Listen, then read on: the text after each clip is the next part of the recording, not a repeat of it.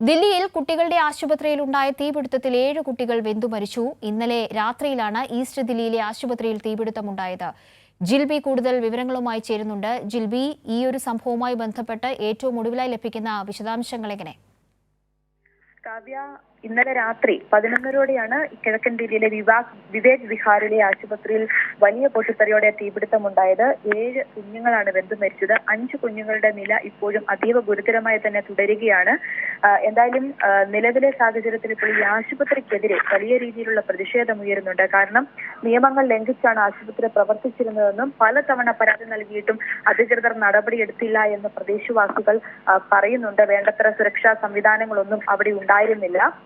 ഏറ്റവും ഒടുവിലായിട്ട് ലഭിക്കുന്ന വിവരമനുസരിച്ച് ഈ ആശുപത്രിയുടെ ഉടമ ഇപ്പോൾ ഒളിവിലാണെന്നാണ് ദില്ലി പോലീസ് അറിയിച്ചിരിക്കുന്നത്. പശ്ചിം ബിഹാർ സ്വദേശി നവീൻ കിച്ചിക് ഒളിവിലാണെന്നും ഇയാൾക്ക് വേണ്ടിയുള്ള തിരച്ചിൽ തുടരുകയാണെന്നും ദില്ലി പോലീസ് അറിയിച്ചിട്ടുണ്ട്. അതോടൊപ്പം ഈ തീപിടുത്തം ഉണ്ടായതിന്റെ കാരണം ഇപ്പോഴും വ്യക്തമായിട്ടില്ല. ഒരു പ്രാഥമിക നിഗമനം എന്ന് പറയുന്നത് ഈ ആശുപത്രിയുടെ താഴെത്തട്ടിൽ ഒരു ഓക്സിജൻ റീഫില്ലിംഗ് സെന്റർ പ്രവർത്തിച്ചിരുന്നു.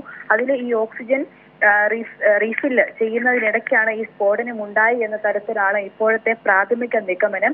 എന്തായാലും ദില്ലി സർക്കാർ ആരോഗ്യ സെക്രട്ടറിയോട് ഇപ്പോൾ റിപ്പോർട്ട് തേടിയിട്ടുണ്ട്. എന്തായാലും തീപിടുത്തത്തിന്റെ കാരണം അന്വേഷിക്കുകയാണെന്നും ഇതിന് കാരണക്കാരായ ആളുകളെ വെറുതെ വിടില്ല എന്നുമാണ് ഇപ്പോൾ ദില്ലി മുഖ്യമന്ത്രി അരവിന്ദ് കെജ്രിവാൾ പറഞ്ഞിരിക്കുന്നത്.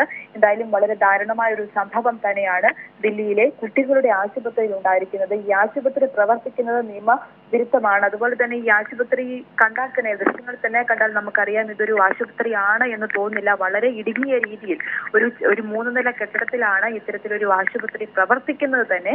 ഈ സംഭവ സമയത്ത് 12 കുട്ടികളാണ് അവിടെ ഉണ്ടായിരുന്നത്. എന്തായാലും ഇതിനെതിരെ ഇപ്പോൾ വലിയ രീതിയിൽ പ്രതിഷേധം ഉയരുന്നു. അന്വേഷണം പുരോഗമിക്കുകയാണ് എന്ന് മാത്രമാണ് ദില്ലി പോലീസ് അറിയിച്ചിരിക്കുന്നത്. കാവ്യ.